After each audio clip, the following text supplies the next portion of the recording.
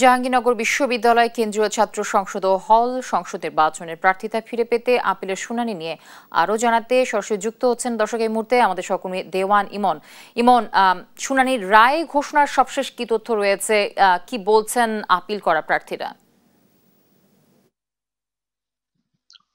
জ্যোতি, বিকেল 4টার সময় কিন্তু যে আপিলের যেই রায়টি সেটি ঘোষণা করার কথা ছিল নির্বাচন কমিশনের। তবে এখনো পর্যন্ত কিন্তু নির্বাচন কমিশনের পক্ষ থেকে যে কতজন প্রার্থীতা আবার ফিরে পেলেন সেটি কিন্তু জানানো হয়নি। এর আগে কিন্তু 276 জন মনোনয়ন মনোনয়ন কিন্তু জমা দিয়েছিল নির্বাচন কমিশন বরাবর। তারপর কিন্তু যাচাই বাছাই শেষে কিন্তু সেখান থেকে 256 জনকে বৈধ ঘোষণা করে বাকি 20 জনকে কিন্তু 20টি নানা অসঙ্গতি দেখে 20টি মনোনয়ন পত্র কিন্তু সেখান থেকে বাদ পড়ে।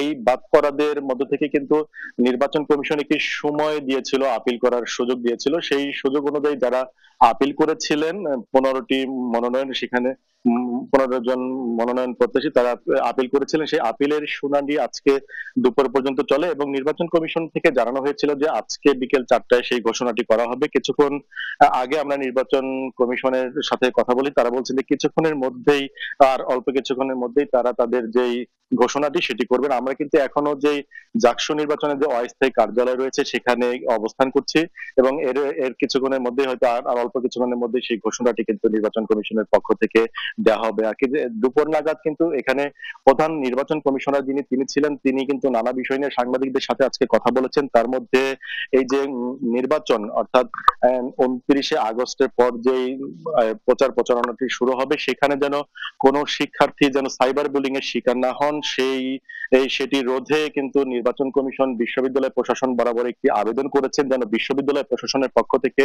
বিটিআরসি কে একটি আবেদন জানানো হয় যাতে করে জাহাঙ্গীরনগর বিশ্ববিদ্যালয়ের নাম দিয়ে যে সমস্ত ফেসবুক গ্রুপ পেজ গুলোকে খোলা হয়েছে বা যেখান থেকে সাইবার হামলা করা হতে পারে যারা প্রচার প্রচারণায় অংশ নেবেন বা যে সমস্ত প্রার্থী রয়েছে তাদের, সেগুলো রোধে কিন্তু নির্বাচন কমিশন বিশ্ববিদ্যালয়কে একটি আবেদন করেছেন যেন তারা সেই ঘোষণাটি যেন দেন। এছাড়া কিন্তু নির্বাচন কমিশন আরো জানিয়েছেন যে এখনো পর্যন্ত যেহেতু বিশ্ববিদ্যালয়ের বহিরাগত যারা রয়েছেন তারা প্রবেশ করছেন এবং এটি রোধে এবং যে সমস্ত মোটরযান এখনো যে ক্যাম্পাসে দাপিয়ে বেড়াচ্ছে সেটি রোধেও যেন নির্বাচন কমিশনের পক্ষ থেকে বিশ্ববিদ্যালয় প্রশাসনকে একটি আবেদন করা হয়েছে যেন এগুলোর বিরুদ্ধে জোরালো ব্যবস্থা নেওয়া হয়। পাশাপাশি যে সমস্ত